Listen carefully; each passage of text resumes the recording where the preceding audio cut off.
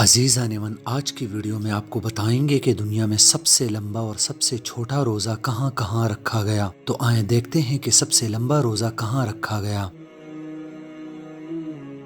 دنیا میں سب سے لمبا روزہ روس کے شہر مرمنکس میں رکھا گیا، جو 19 گھنٹے 13 منٹ پر مشتمل تھا۔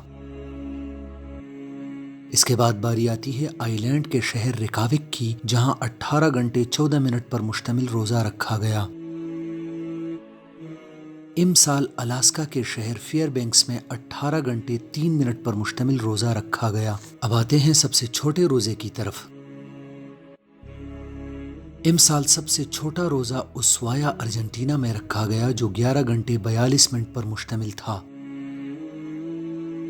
اس دوڑ میں جنوبی افریقہ کا شہر کیپ ٹاؤن دوسرے نمبر پر آتا ہے، جہاں 12 گھنٹے 21 منٹ پر مشتمل روزہ رکھا گیا۔